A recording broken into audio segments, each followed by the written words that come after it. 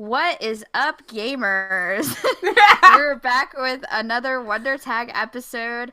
It's Aaron here with Noelle, and we have a very special guest, M. Taylor, who actually top cutted. Top cut is an understatement. He was in the finals of North American Internationals this previous weekend, and both Noelle and I also played the event, so we thought it would be a good idea to do an episode talking about that. So, M, how are you? How you doing? What's up, guys? My name is Emery Taylor. You can follow me at Twitter at Roarchomp. I'm a player from Minnesota. I got second to NAC last weekend, and I'm really glad to be here on my favorite podcast in the Pokemon TCG. Wow. What a wholesome lad. We're We so love excited that him. you're here. It's so weird to like interview your friends because you have to have like this professional like discourse when you're doing an interview, but like it's just weird because like M is like an actual friend. Yeah, we're just Yeah. straight chilling here, I guess, today. It was the same thing with Sierra. We need to stop interviewing our friends. Honestly. So, a little bit more about yourself, Em. What's your favorite Pokemon? Left key, because it's really stupid. Whoa. And that's the That's only me. reason? That's the only reason, dude. It's keys. It's really just a keychain. Everyone picks Pokemon that look cool, and I was like, I want to find the stupidest Pokemon, and it's Klefki. Broken. Klefki is great. It's just so Imagine your entire body being keys. On I anything. can't. Honestly, what was that card? Was it Steam Siege? That Klefki card? Yeah. That was pretty decent. I think that's the only reason why I like can acknowledge and remember that Pokemon, honestly. Retweet. Yeah, no, I definitely relate to the stupid. I mean, that's literally the reason why I love Mudkip so much. It's just stupid looking. It's just a dumb looking Pokemon, and I love that. M, what is your star sign? Ooh. Star sign. I'm a Gemini. I'm the first day of Gemini, I believe. May 22nd, 2002. Really, that's interesting. You don't strike me as a Gemini. My bad. I don't know. I just wouldn't have guessed that. And I should have known that because you said your birthday was like a month before NAIC, so that makes sense.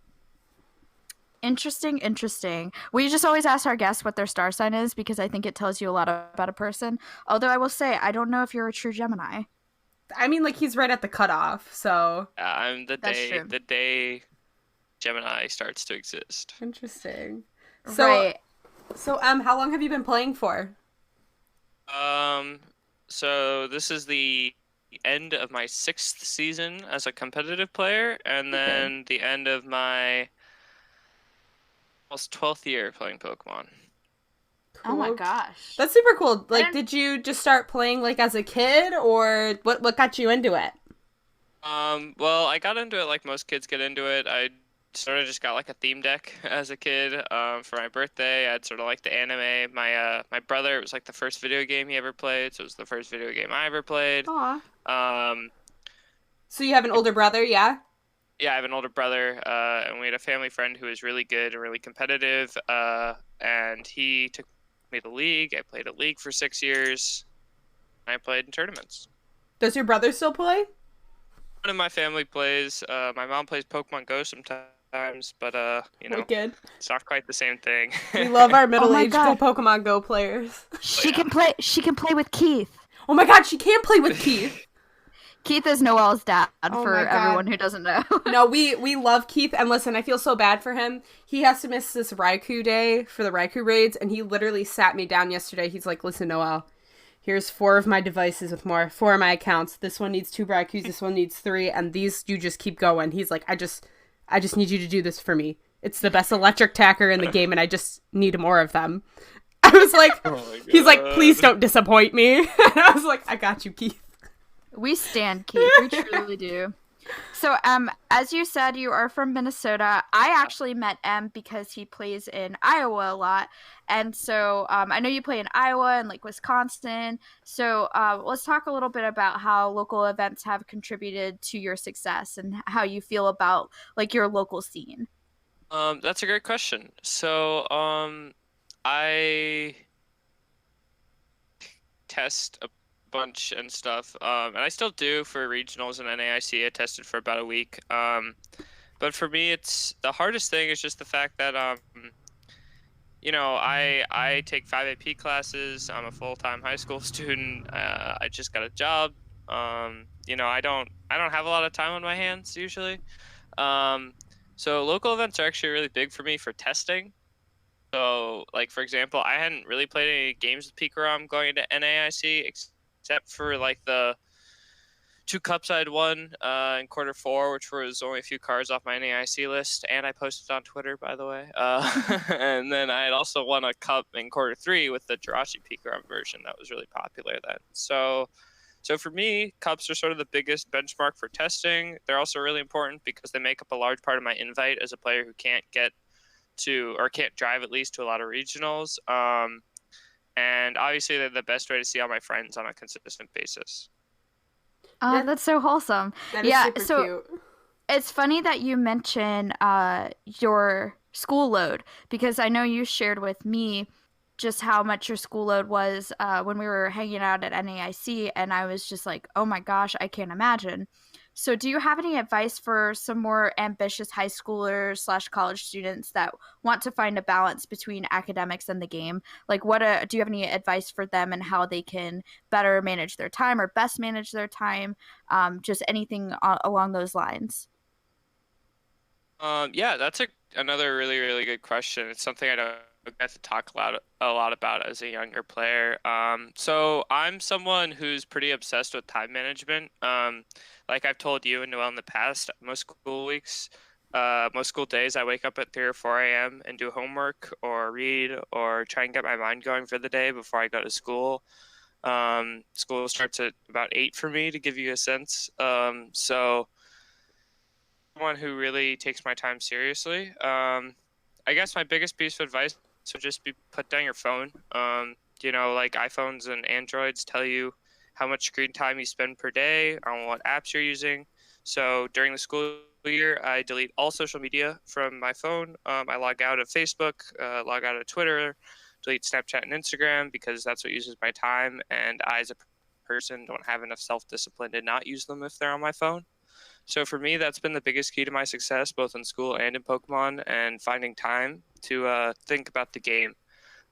You're also going to have to just recognize that playing Pokemon means you're not going to have other opportunities. Truly want to go for an invite. And if you want to get better at Pokemon, that's also something that's really, really difficult with school. The biggest thing is you have to acknowledge where your weaknesses are and spend time and money working towards getting better. If you don't do that, then you can't improve. So my biggest advice would just be get rid of your social media, put down your phone, and do your gameplay and in your deck building and try and fix that. I could never. I know, right? He was saying this, and I was like having like, oh my god, this man's a beast. He's just a man machine. Like he wakes up at the crack ass of dawn and just grinds all day with like Aaron without Twitter, like me without my Discord. Yeah, but I do feel like it's really sound advice, and I think it speaks to like how a lot of people in the game, and I'm definitely guilty of this. I don't think that there's a problem with net decking. I think that net decking helps. I totally agree. Like it helps. My NAIC was super close to Rahul's list from Madison. Right, and it definitely helps us kind of understand the mechanics of the game better and get a good foundation. I think it's really great for new players, especially. But I think that Em is right in saying, like, going on Verbank and Hey Fonte and trying to find the most optimal list without really thinking about why a list works I think that's really, really sound advice, because it gets you really thinking about the game. And I know, like, I didn't really, when I first started, I feel like I was so bad. Like, I think about the first big tournament I went to. I went to NAIC in Indianapolis in 2017, and I didn't compete in the main event, but I did some side events. And I'm just embarrassed. Like, I'm glad I wasn't like a community member then, because I didn't really think about why my list was a list. I just net decked something I thought was cool. And so I think that that's really sound advice for us, for not only people who are ambitious in their extracurricular activities, but also just up and coming in the game as well. Yeah, 100%. Like Emery, like I totally like back that up 100%. Honestly, like, when you were going through, like, your daily grind, I was honestly, like, reevaluating, like, everything that I do in my life. Like, Emma's gonna be a president, I swear. 100%. Like, what a wholesome child. Please grow into something beautiful.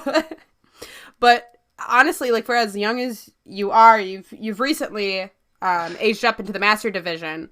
It's been a hot minute since I've been in seniors, so, like, how does the competitive scene compare to each other? That's a really good question. So, like, I actually did an aging up seniors video on Seagrove's channel, which is something I'm not proud of now. You got a second shot. Go for it. Yeah. So I guess the biggest difference is, like in Masters, the average skill level is so much better. Like if you're a good player and you play the best deck in the format, you probably have like a solid 80% chance of top cutting whatever event you go to. Yeah. I think that's true. Or winning, or better, especially if you're a singer who has connections to the Masters level, who's playing, the very best decks, the freshest decks, like that's connections in singers mean so much more than they do in Masters. Singers too is like, I personally encountered a lot of like shady players. Yeah. I feel situation at a regional. Yeah, I feel like sorry. A lot. No, you're okay. I feel like a lot more recently, I've noticed a lot of these like seniors and juniors like becoming like huge rule sharks. The biggest issue with seniors, you have 15-year-olds playing against 11-year-olds. Yeah. Like, imagine yourself at 15. Imagine yourself at 12. Well, it's going to pretty easily be able to sneak something under the 11-year-old. 100%. Or even a 13 versus an 11-year-old. Like the age 11 to 15 is such an age of development. Yeah. Like it's hard to even comprehend that, I think. Question, you were saying what the biggest difference is between seniors and masters. Just the days. I mean, it's just the meta is way easier to predict. Play stuff that's pretty basic. For like the top players who are always trying to innovate and change. Yeah. But the days are so long. Like I played more rounds. Played more rounds at regionals in day one than seniors have had to play all the way through or juniors have had to play all the way through finals.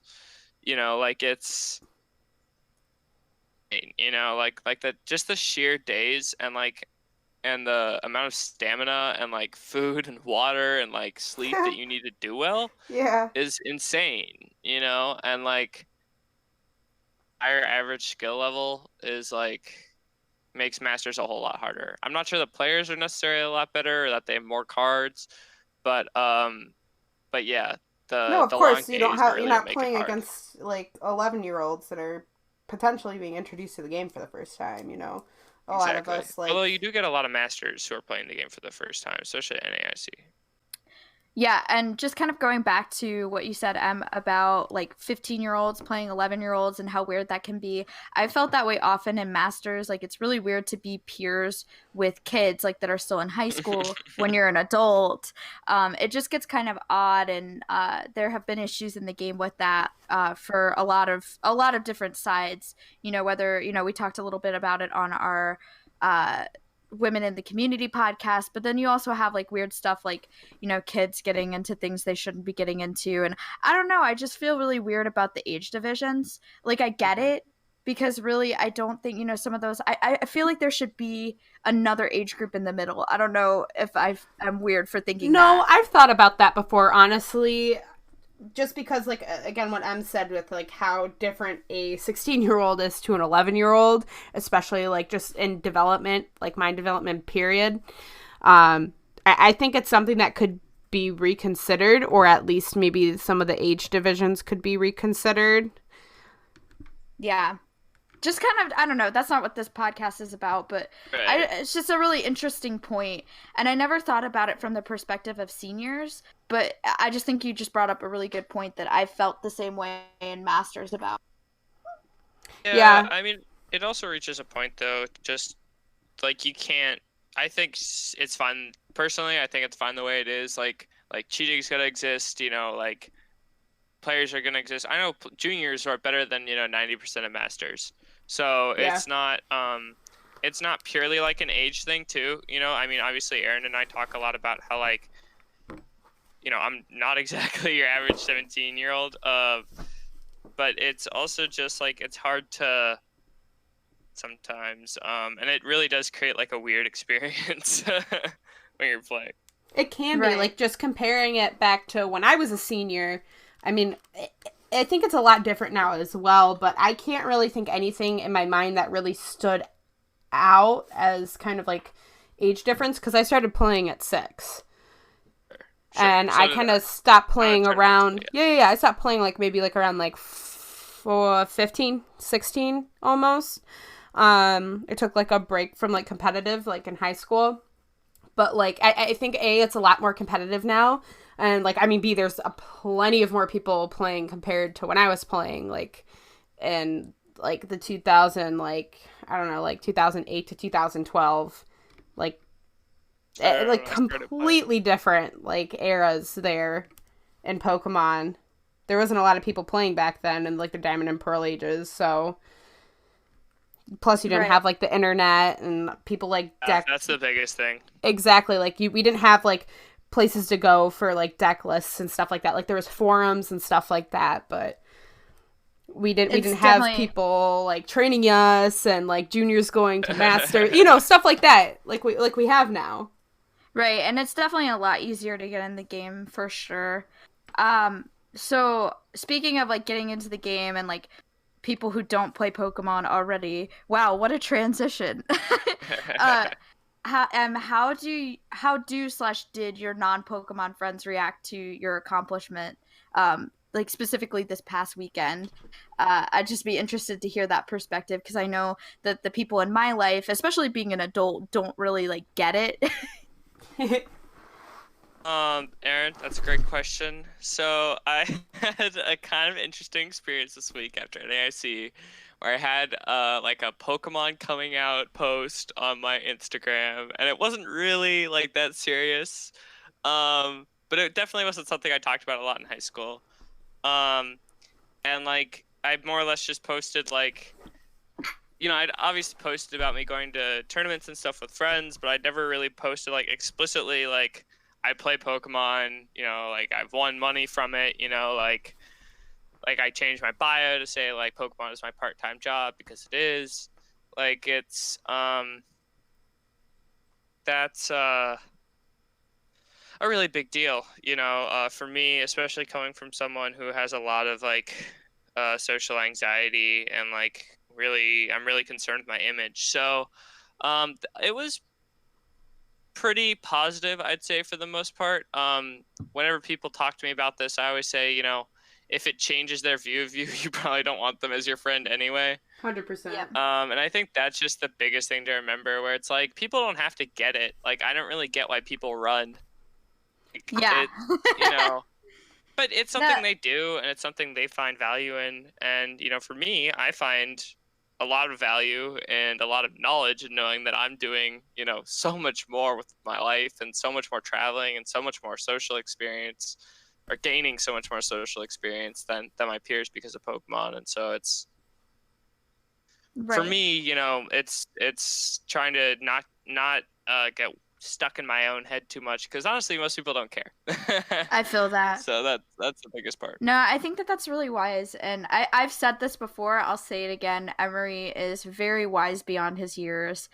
And I can totally understand that, especially in high school, when you're so condensed in terms of like your social bubble. Everything is so condensed because your whole world is this one school.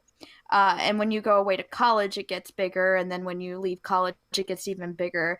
But when it's so condensed like that, I can imagine. I mean, it's the same way that I feel in the community in Pokemon. Like I'm very concerned with what people think of me, and I think that that just happens when you have these like small communities. And high school is a community that you don't get to choose, and so I think it's good that your post went over well, and I definitely understand being tentative to like share that part of your life.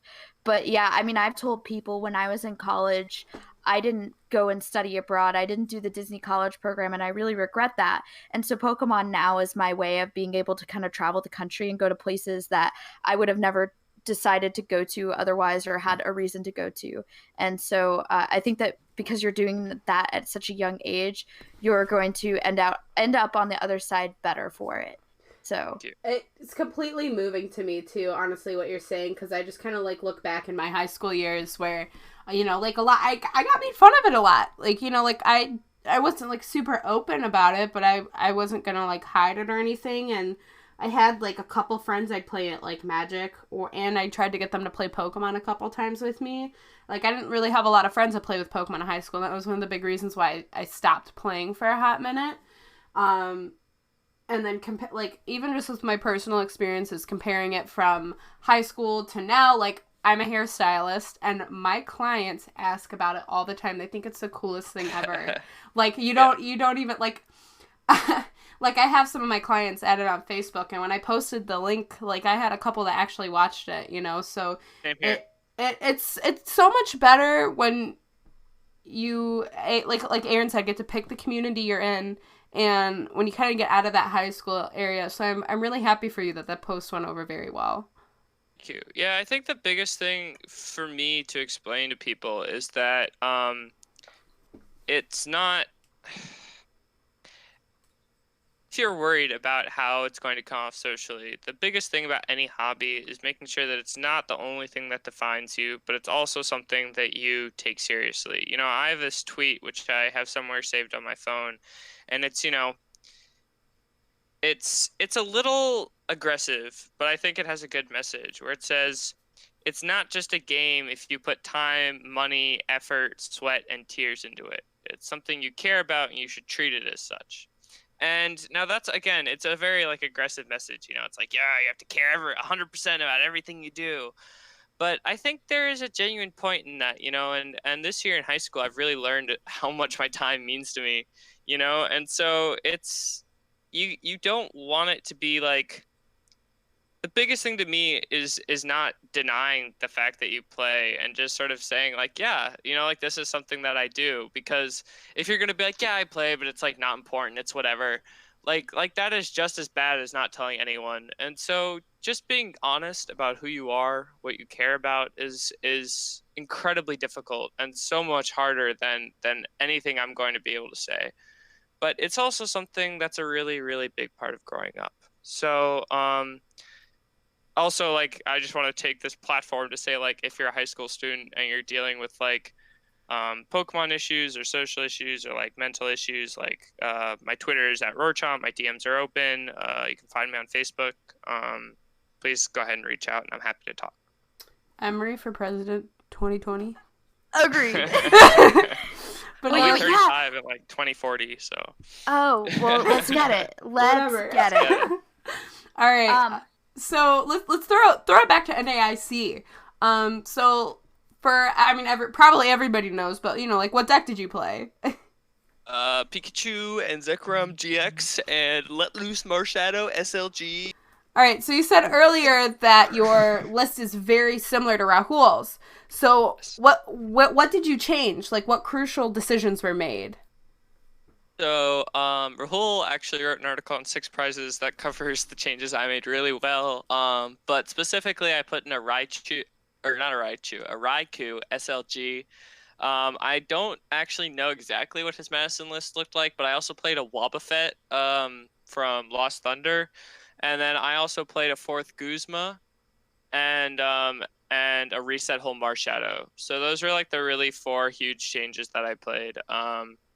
All of them had their specific uses. All of them had moments where they were super clutch. And I can go into that a little bit more if you like, but those are the 4 main cards that I changed. Like, was there anything that you like regretted or anything with that, or did you feel like all of that was like pretty stable? In hindsight, there are things I might have changed if I'd known that I'd be playing like against Zoroark and Ganondorf in the finals, but no, for the entire rest of the tournament, the list was like super broken. Yeah.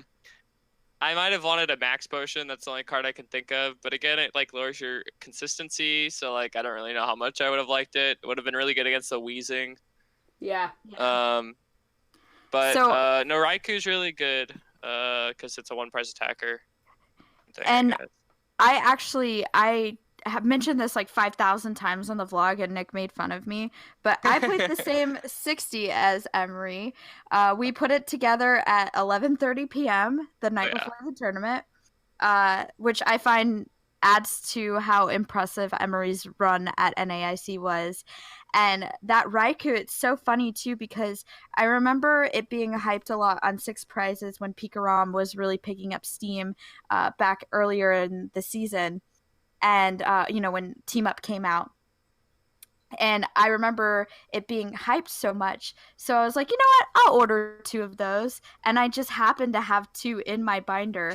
And Emery was like, does anybody have one? And nobody did besides me. And I don't know, it was one of those moments that felt like fate. It felt like it was meant to be, because I just had the 2, and Emery and I both used one. So just kind of interesting. And Emery kind of single-handedly confirmed that I'm bad at Pokemon, because I obviously had one of the best lists, if not the second best list at NAIC. So yeah, the list was honestly pretty good. Shout out to my boy Hunter Butler for helping us out with some last-minute changes. Erin actually did make some really good suggestions with the list, so she's definitely not as bad as she makes herself seem. I guess like every card really, I used every card I played this weekend, and every card I played, especially every one I played, won me games. So like, list was perfect as I could have gotten.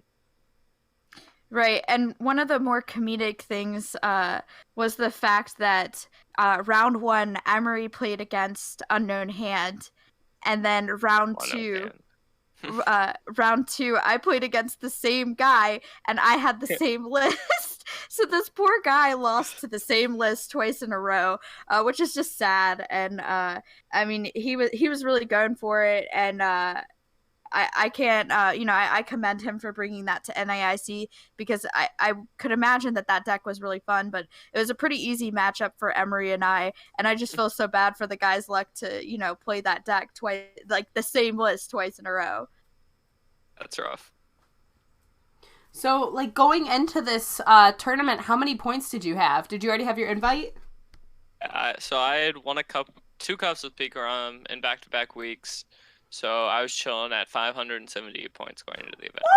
Woo! Did you lock in your day 2? So I did not lock in my day 2. I learned later I could not have locked in my day 2. Okay. But if they do stipends based on quarter 4 again, I got 582 points in the 4th quarter. So I would be locked for a top 4 stipend, is what I've been told. If they do it on quarter 4. Gotcha, for sure. So, what are your expectation or goals now? Like, you've essentially established yourself as one of the best players in the game this year, and you've definitely made a name for yourself. So, like, what are your goals? Oh, so the biggest thing is, like, I'm not one of the best players in the game right now. Like, it's really flattering for you to say that, but I know I know my results. I have a really big result and 2 sort of smaller results in seniors. But I have a lot of work to do as a player. My even the finals showed that, just my inexperience in matchups and decks. So my main goal as a Pokemon player right now is to work on my deck building. One thing I do a lot is I tend to pigeonhole myself into playing like certain decks. Like for the first half of the year, I played Zoroark, and like I felt like I was using that as a crutch too much. So I started trying to build other decks, play other decks, and like as Aaron said earlier, being able to net deck is a great thing for testing, but it's also like really tempting to like never build your own lists. So I really want to like find a super consistent testing group and build my own lists and succeed with my own lists, because I think that's one of the best feelings in Pokemon. Beyond that, next season, top 8ing a regional, day 2ing a regional. And one really great benchmark for me as a player would be to be like a sponsored player. Like as when ARG and DDG, came out as teams and started sponsoring people, like that's always been one of my dreams.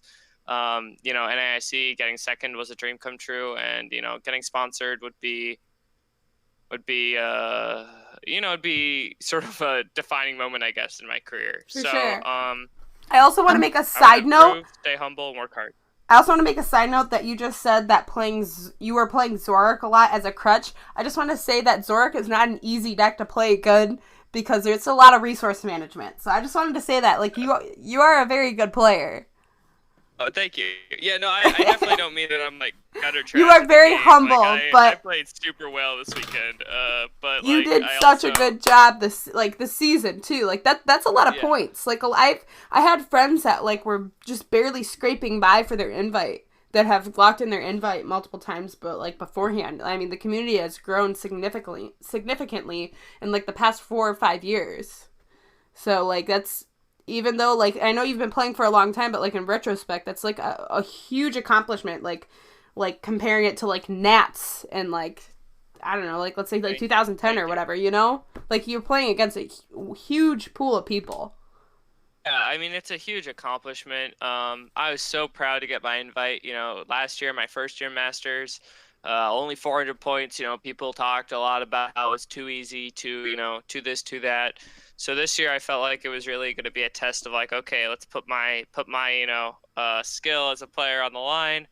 Day 2ing Madison was a really like proud moment for me because I really felt like I had gotten a goal, put down another benchmark, and then NAIC was another benchmark. I won 4 straight cups this year, which was another benchmark. So I'm just hoping I keep my momentum going forward, keep my head down, nose to the grindstone, and push myself as far as I can. Awesome. So final NAIC question before we kind of conclude with some talk about the upcoming Worlds. I know that you're going to get a lot of questions about this, so I wanted to offer you the opportunity to answer it to a larger audience. Where did you get the Choice Band headband? It says it's made by Blue Loops. Blue Loops, everybody. You heard it here. Blue Loops on Etsy. We love her. On the WonderTag podcast, the official place to know where Emery gets his style choices. I just know, like, at the tournament even, so many people were coming up to you, like, where did you get the Choice Band? Or, like, people were even asking, like, me and Nick, because they knew we were friends with you, where did he get the Choice Band? So I figured we had to give you the opportunity to tell people. Thank you. So moving on to Worlds, just in general, what are you feeling is a good choice for this kind of weird, different format? Question. So this will be obviously my first Worlds pre-rotation or post-rotation. My biggest thing, so people have been asking me a lot about this, and I honestly haven't tested a lot of games in the format just yet since NIC was less than a week ago. But my main thing that I've noticed about the format so far is you need to play healing or play a one prize deck. I think that's going to be the biggest, most defining feature we see at Worlds. And my reasoning there is just that, like, so many of these decks, we have so few damage modifiers now. So Kukui rotated, Choice Band rotated. So our only outs are like Koga's Trap and like Shrine of Punishment.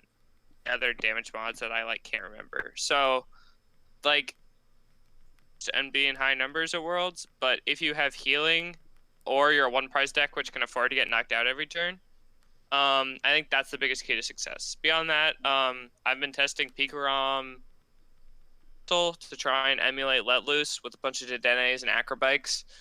And then I'm also probably going to be messing around with Greens, Dark Box, Blacephalon, and there's other decks on my mind that I can't remember right now, but I feel like anything with a Greens engine is going to do really, really good. Judge still exists, which is my biggest fear, but Custom Catcher is going to be a broken card at Worlds. Oh, 100%. So, Emery, do you think that the emergency rotation helps more or hinders more? Great question. I hate playing in blind formats. I'm gonna be honest. I think they're really. Anytime I can avoid it. Unfortunately, like in the Midwest, almost every region we have is a blind format, so it's not fun. Usually the beginning of formats are also really bad. Usually pretty like undeveloped, and people don't really know how to draw cards or like how to consistently outplay other decks. So like the first tournament, like the fact that there's no league challenges or league cups in the format, comfortable. It means I'm gonna have to rely on like PTCGO tournament results. So like I personally don't like it. I don't think it's a true evaluation of people's skill, because a big part of skill is like deck building, but it's the best players have already figured out like a really broken play and stuff, and so it's going to be really interesting to see to what extent people create good engines and good decks. Good decks. Well, people play bad decks at tournaments all the time, so He's Yeah. not wrong. You ain't wrong. So, speaking of like this upcoming new format, like what cards are you very devastated to see leave and happy to see go? Again, devastated to see leave. I spanned a lot as a card. I also like Ultra Ball and Nest Ball a lot as cards. I think any cards that make your deck really, really consistent are really good. Obviously, I'm sad to see like Tapu Lele go, because it was like a big part of my for so long, and I'm just gonna miss being able to like Lele for Lily off Let Loose. Oh my god, Aaron, we're rotating. We are rotating. There's no About more to become the podcasts. extended format. This is the last There's one. no more podcasts. We're canceled. Yeah. I'm definitely really, really sad to see Lele go. I started playing at Sun and Moon base set, and so I've really known pretty much no other, like, Lele really, it was introduced a couple months after I started playing, and it's really been here for so long of my experience as a player, and it just feels very nostalgic to me. It's part of the reason why we named the podcast WonderTag, is because that card was so important to the format, and literally has been until the day it rotates. It was actually Chris Hoag's suggestion that we name the podcast WonderTag, but I think that it really just kind of speaks to the time that this podcast was developed, and yeah, it's just kind of weirdly sentimental for me. But I agree with your choices. How do you feel about Let Loose? I know you played it at NIC, and it definitely was a huge component to your deck. But I know a lot of people are like super excited to see that card go. How do you feel? It's like definitely not a healthy card. Like I won at least 10 cards this weekend.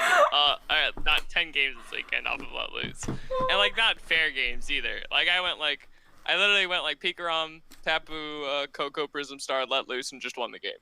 Listen, I completely Like relate to that, because like when my game that I played on stream against Bert, so he got game 1, and game 2 I let loose turn. It was either turn 1 or 2, or my turn 2, and he just kind of like looked at his hand for a hot minute and just scooped up his cards, because I just like let loose him into straight trash.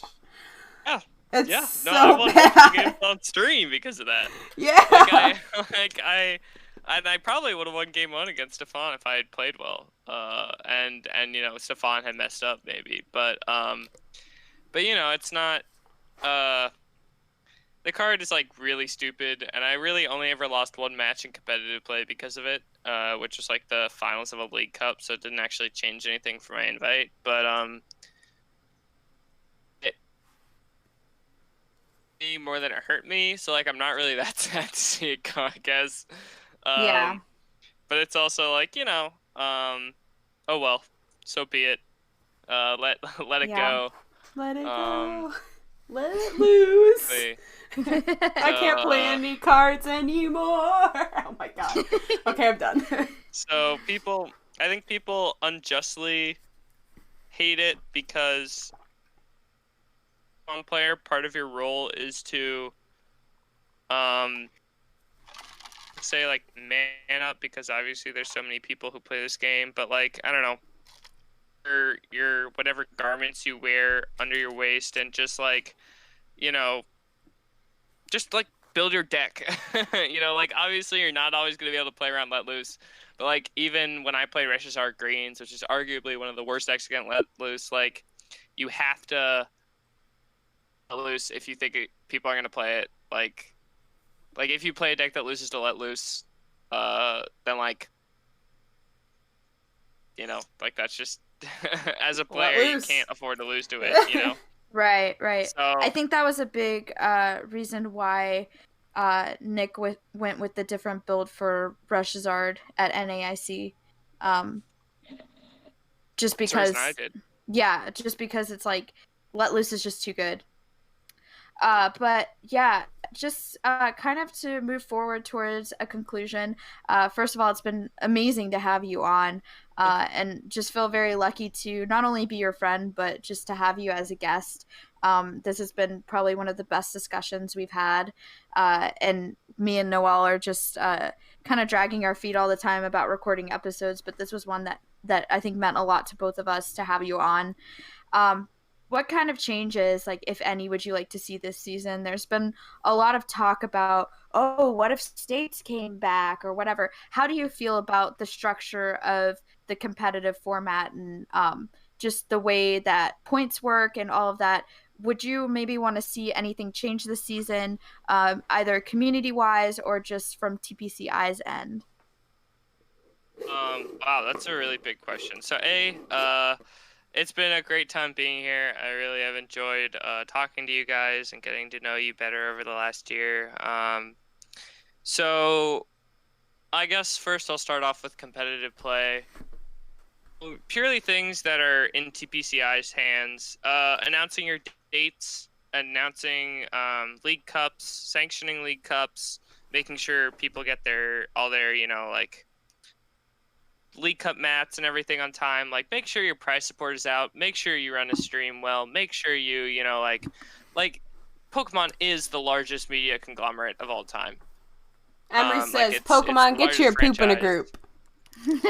Yeah, like it's just, I understand that like to like run such a big organization, but there's also just no excuse when places like Magic, who don't have the resources that Pokemon does, can run such a great operation. Right, and not only that, just announcing League Cups is super. We actually talked about this in our group chat a couple days ago.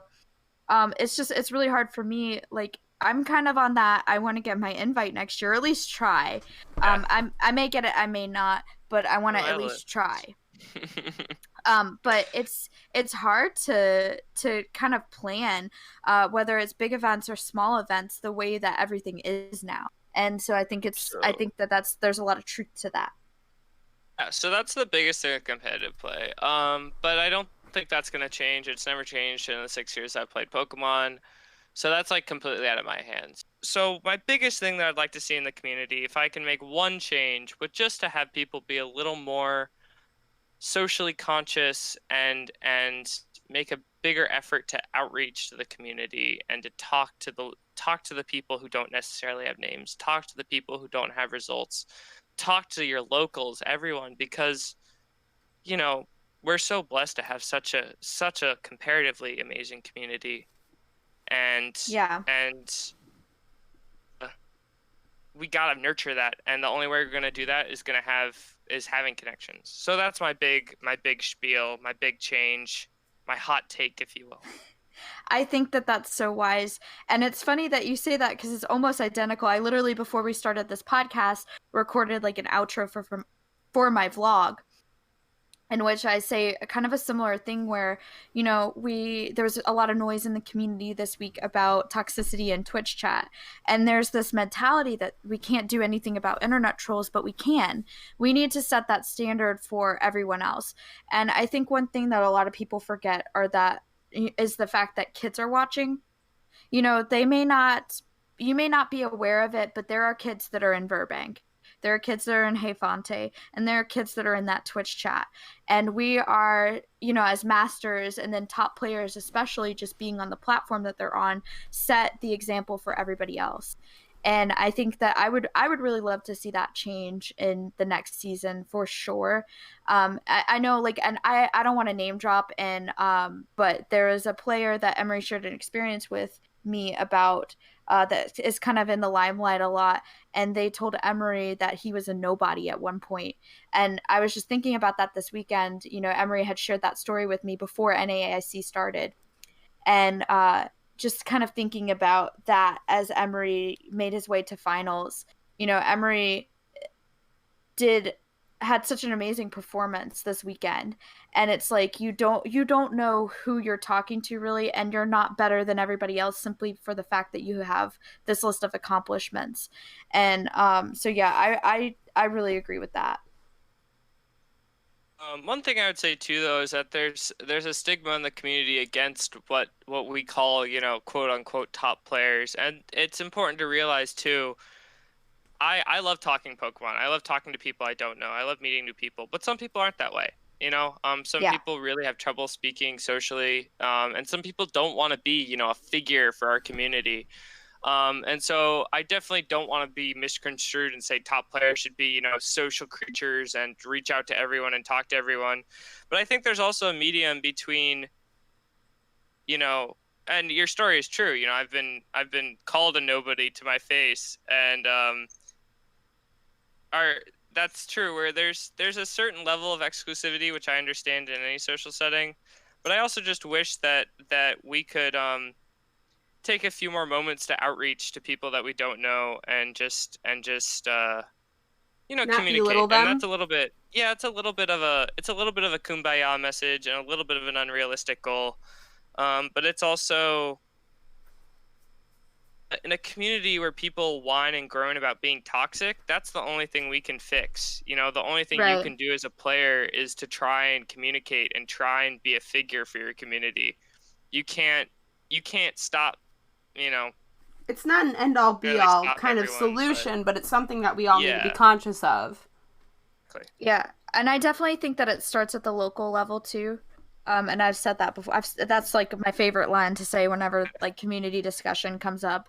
And just keep that in mind because you may not have the power to change it on the official Pokemon Twitch channel, but you do have the power to change it like in your own community and in your own local league. And just something to keep in mind that the way that you treat others sets, you know, especially as a master, sets the example for everybody else. It's so true, and I even saw a little bit of that. I mean, I'm not a huge player or anything, but I've been in the community for a while, and I know a lot of people, and I always do my best to reach out to like new players that are trying to learn and everything.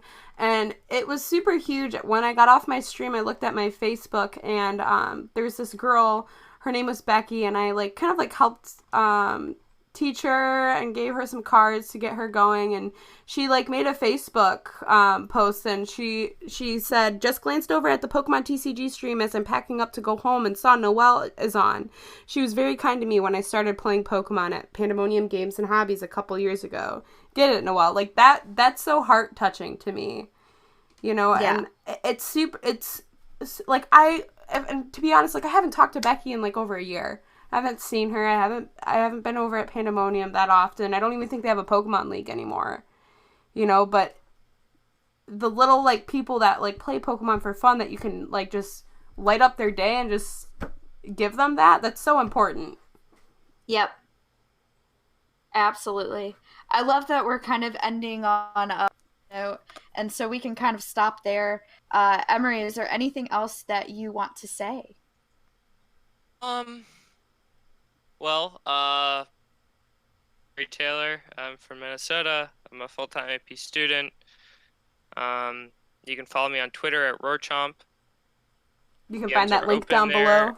below. Yeah, you can find that link down below. And I would just say, you know, in playing Pokemon, is to do my best not to alienate players and to be a positive figure, you know. So, and what I ask and what I talk for when I talk about the community is sort of my idealistic vision, and also something that I recognize isn't ever going to be the way I want it to be. Just, Right. all I can ask is just do your best. I mean, just do your best to play Pokemon, do your best to take your hands, do your best to talk to new players, and that's all anyone can ask of you.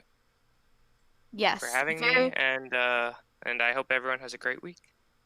Very wise advice from a kid who is really probably more like an adult, and acts more like an adult than some people that I know. We're very lucky to call you a friend and then also have you on the podcast. So thank you so much for joining us. It was such a pleasure having you. We are going to end it there. Noelle and I both have vlogs that are hopefully up by the time this goes up. I'm kind of dragging my feet on mine. Noelle's is up. Please go and watch them if you want more about our experience. Emery is in mine a lot. So if you want to kind of see his journey a little more, he's definitely in that one. And we will see you guys next time. Bye.